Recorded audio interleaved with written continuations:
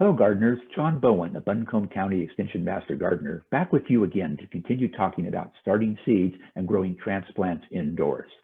This is part two, which I'll talk about lights and temperature. So let's get started. Let's go on here now and talk a little bit about light and temperature, because those are pretty important for growing plants. Some of you said that was one of your concerns about how you were going to get successful transplants. Growing plants that want to grow out in midsummer, you're not growing shade plants here. So the rule of thumb is that you'd like to provide 16 hours a day of good light. That can be a challenge because we also say you can put your plants on the windowsill. Well, how much light are you going to get on the windowsill? You're going to get bright light on a south window, but you're not going to get 16 hours a day. So if you're using no supplemental light, if you're just using natural light, you're going to have to watch your plants. You're going to have to rotate them to make sure they aren't all leaning one direction. If they start getting too spindly, that can be a problem. For tomatoes, it's not a big deal. For peppers, it's not a good thing. It can be a problem for peppers. So the better answer is to have some sort of artificial lights. Fluorescent lights, LED lights. Just be sure that your cover, the humidity cover that you start out with, is transparent. A plastic bag, a piece of glass, a piece of plastic, the clear domes. You want maximum light to start with. So let's talk about fluorescent lights for a minute because they're very popular. These days, the common fluorescent fixture is called either a T8 or a T5. A T8 is a 1-inch bulb. It's a little bit smaller than the older bulbs. The T5 is a 5/8-inch bulb. It's tiny. My understanding of the way these are priced and in terms of efficiency, the T8s are going to give you the best deal. They're going to give you the best efficiency for the price of the light. T5s are more efficient, but they're a lot more expensive. So if I were buying lights today, I would be buying T8 shop light fixtures. You need white light. Don't spend money on grow lights. These are seedlings. They're not going to be there that long. Grow lights are fine if you're doing African violets or you're trying to bring your plants all the way to maturity. But for seedlings, just go with white light, cool white, bright white, daylight light, doesn't matter. White light, the brightest you can get. If your tubes are labeled for at least 2,600 lumens, you should be okay. To get 16 hours a day, you probably want to put it on a timer, and you can get a good timer for $10. You probably want to put it on a timer because you'd like 16 hours a day. You don't want 24 hours a day. That may confuse the plants, and they may say, oh my gosh, the day length is too long. They may want to try to bloom. So opt for 16 hours a day. And if it's fluorescent lights, start out with them close. Closer is better. As the plants grow, you can raise those fluorescent lights up and keep them close to the growing plants. You don't need a fancy setup with racks and stuff. This is back to the picture of my basement. I've raised those up so I can get under and you can see them better. Those are the old style, the 1.5-inch shop lights. There's 9 banks of shop lights there, and it does great. I've done my seedlings under lights like that for years.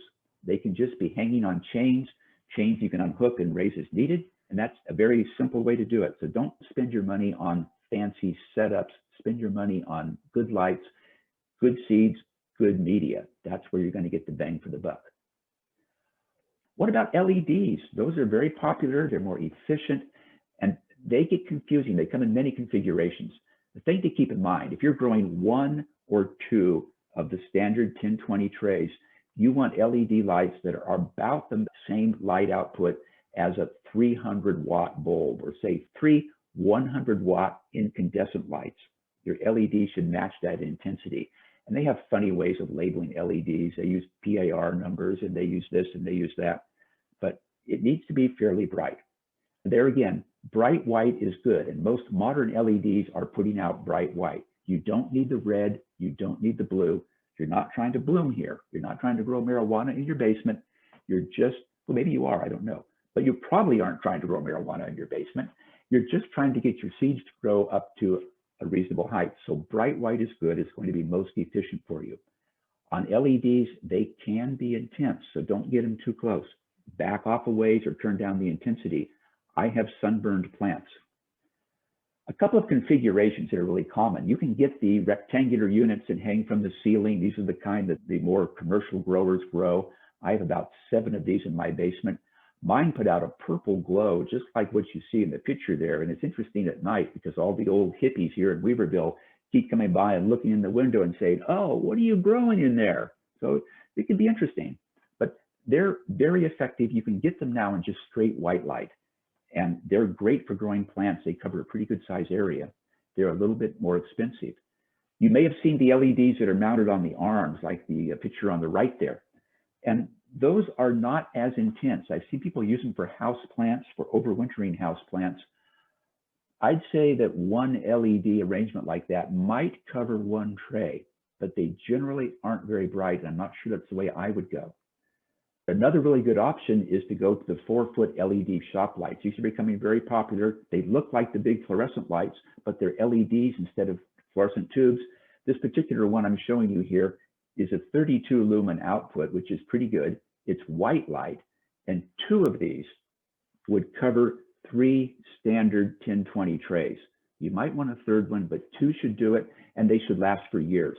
If you shop around locally, you can find these in the $15 to $20 range. 2 of those would probably cover 3 trays. That's the best I can give you on lights. Fluorescent lights are good, LED lights are good, window lights are caution because it's not going to give you the duration you want. Be sure to rotate and watch for spindly plants. So what do you think? Think you can find a way to give those seedlings the lights they need? I'm betting you can.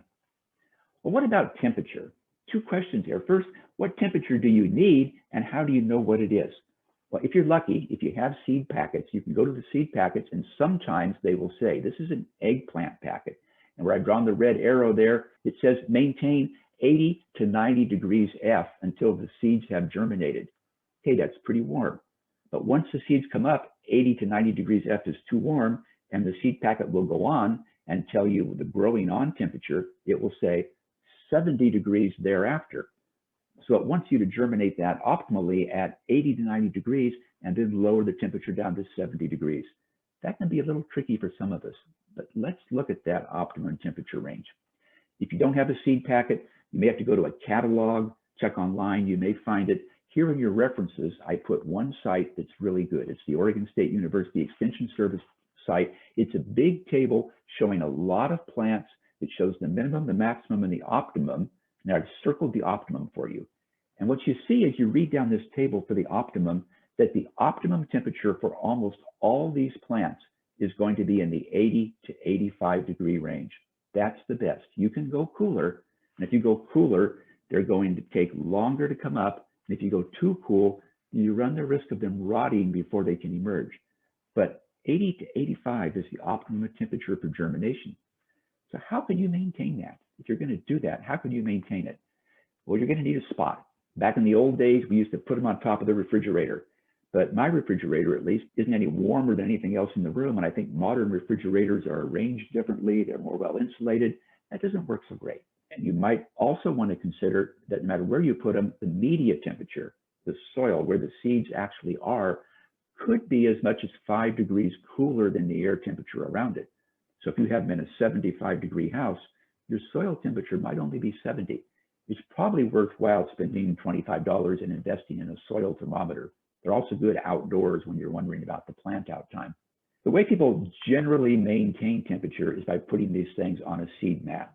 And seed mat, a single seed mat for a 1020 tray, typically runs about $25. You just plug them in and you go. You can get bigger mats, you can get double mats, you can get quadruple mats. Singles are nice because it lets you be flexible in your arrangement. You may want a thermostatic controller. A thermostatic controller typically runs about $35. If you don't have a thermostatic controller, if you just plug the seed mat in, generally your media is going to run in the 80 to 85 degree range, which is perfectly what you want. So a thermostatic controller is not required while you're germinating. After you germinated, you want your seeds to be cooler, either turn the seed mat off and just let them sit at your room temperature, or if you're in a cool place, like I have mine in the basement, my basement right now is running about 60 degrees. So I want my seeds just a little bit warmer. I'll put them on the seed mat and set it for about 72 or 73, and my soil temperature then runs about 70. The thermostat's not required. It makes life a little bit easier. A timer is nice. I didn't mention on the previous slide that it's nice to have a lower nighttime temperature.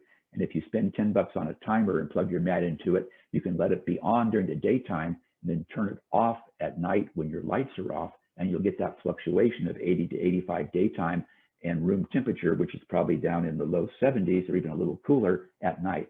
Seeds like that fluctuation. Let's talk about something else now. Just a simple question. Do you have a hard time deciding when you're going to plant your seeds in your pots? Do you know when to start the little guys? We'll be going on shortly here to the next topic, which is about that timing question, but I'd like to know if it's a problem for you. We do have some questions about lights, John. Cheryl asks, how high over the trays should the lights be located? Cheryl, if your lights are fluorescent, you can get them down very close. You can get them down 2 or 3 inches above the trays. It depends on how bright your lights are. And the trade-off is, of course, as you get closer to the tray, then you're not spreading out as much to the side. So I will usually start out with my old fluorescent bank 2 or 3 inches above the tray. And as the seedlings start to grow, I will incrementally raise them up and try to keep them close because I want as much intensity as I can. Now, if you're running LED lights, you need to be careful. In fact, many LEDs these days have dimmers on them because they can be so bright that they can burn your leaves. And you'll see that. The edges of your leaves will start to turn a little bit brown. The leaf won't look green. It will look bleached out. So my guess on LEDs is start with LEDs farther away. And if your plants start looking leggy, if they start looking spindly, bring them down a little bit. But generally, as close as you can get away with and not damage the plant is the answer. And it very much depends on the intensity of your individual light. Other questions? Yes, Marianne asks, do fluorescent tubes need to be replaced often? Good question on replacing fluorescent tubes. It depends on how long you burn them. The problem with fluorescents is that they tend to get dimmer over time, as you probably observed, and it usually starts at the end. So the ends of the tubes will start getting dark, not dark black, but just kind of a discoloration and not as bright. I generally manage to keep my fluorescents on a lot, and I probably get 5 years out of a fluorescent tube. So I certainly wouldn't replace them yearly. Again, you can see that if your plants are getting a little spindly, your lights may not be bright enough. And another way to approach it is to replace one tube and see if one tube looks to you to be a lot brighter than the one you didn't replace. And that's a good sign that maybe you need to replace the other one also. But if you don't see a huge difference in brightness when you replace one tube, then stay with the old tubes for a while.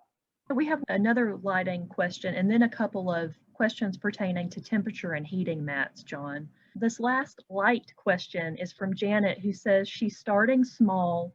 What light source do you suggest? Depending on what starting small means, if starting small means one 10-20 tray, let's say with the 36 cell dividers, you've got 36 plant cells in there.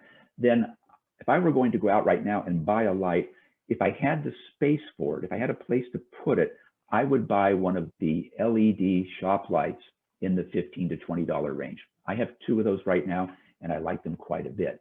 If I was even starting smaller, just a few vessels there, I would even consider just using a gooseneck lamp with a bright LED bulb. You can get quite a bit of brightness out of a single bulb.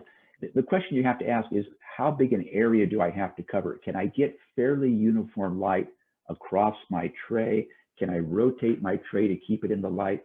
Regular screw-in LED light bulbs put out quite a bit of light, and a gooseneck lamp isn't a bad way to go, and you can then raise it and lower it and adjust it as needed. We do have a couple of temperature questions. Linda would like to know, is a heat mat and a grow light too much heat for peppers? Lindell, no, peppers love heat. I do all my peppers with a heat mat and LED lights. Peppers, even more than tomatoes, like to have a warm start and a warm grow on. So I would just plug the heat mat in and leave it on until they're germinated. Then I would probably unplug the heat mat. But the heat mats and the LEDs are a great combination for peppers. And where is the best location in your home to start the seeds? The kitchen, the basement, or a laundry room in a basement? Oh, that is such a difficult, complicated question because there are so many factors beyond just the best place. Where is the cat going to leave them alone? Where is the spousal unit not going to complain? Where will the lights, if they're on 16 hours at a time, where will the lights not bother you? And you might need to ask about your ambient temperature. My basement is mostly underground. So again, without anything on there, my basement typically runs 64 in the summer, and it's running about 60 degrees right now. That's not a bad temperature. If your basement is colder than that, that's getting pretty cold unless you have heat mats down there. So it's a matter of the space. It's a matter of where can you water them and not make a mess. There are so many parts to that question. It sounds like you need a plant whisperer to come and consult with you on that one. That's a tough one for me. Thanks, John. And two more questions that are related to greenhouses. One person asks that they live in an apartment, but they have access to a community greenhouse. So how do these instructions apply in that situation? I guess it depends on whether the greenhouse is heated or whether it's heated up to growing temperatures or it's just heated enough to stay above freezing. If it's just heated enough to stay above freezing, then you're definitely going to need heat mats. If your greenhouse is heated and the greenhouse is running in the 75-degree range day and night, you probably would be fine without the heat mat. And 75 is not that far off the optimum. You just need to allow a little bit more time for the plants to come up. And I'm guessing the greenhouse is going to have plenty of daylight. It may have supplemental light, but I think this time of year, I would still use supplemental light. I wouldn't rely on just daylight for my plants. I'd put a fluorescent fixture of some sort in there to give them some extra light. Otherwise, they may get just really, really long and lanky, and that makes a difficult transplant. John, there are two final questions around temperature. Jessica is building a greenhouse and would like to know when she should move the seedlings into the greenhouse temperature-wise. There again, it depends partly on what the temperature is of the greenhouse, and of course it depends on what the seedlings are. If it's things like brassicas, if it's cabbage and spring planted cold crops, they would be happy in the greenhouse as long as they don't freeze once they get above, say, 2 or 3 inches tall. Things like peppers, on the other hand, they're the other extreme. Peppers are a tropical. They do not like to be cold. And in my experience, if peppers get cold, they slow down. And if they slow down, they may get stunted. They may not recover. So if it's peppers, I would not put them in the greenhouse unless I could be sure that that greenhouse was going to be maintaining at least 65 or 70 degrees. Maybe a little warmer would be even better. Tomatoes in a greenhouse, if it's not well heated, would probably just sit there. And then as it warms up in the spring, they would be fine.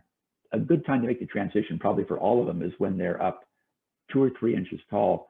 So they're a little bit hardier. I would not put my just emerged plants out there. I'd let them get big enough that they have a little bit more root system and a little bit more durability in the stems. And one final question, John. Susan asks, have you ever used a tent around the growing media to hold heat at night? Interesting question. No, I've never tried that. It probably would work just fine as long as you get good light through your tent. And I'm also concerned a little bit if it's too well sealed around the plants, you have to watch the humidity because I don't want a lot of humidity around my seedlings once they emerge. I'm concerned about damping off or any kind of other fungal disease that might crop up there. So it's an interesting idea. I'd say try it on some seedlings and see how it grows. I have no personal experience with that one, but that's a great question. John, those are all the questions that we have right now for this portion of the program. That concludes part 2. In part 3, I'll talk about timing your seeds, planting, and offer you some tips and tricks for good growing. Thanks for tuning in.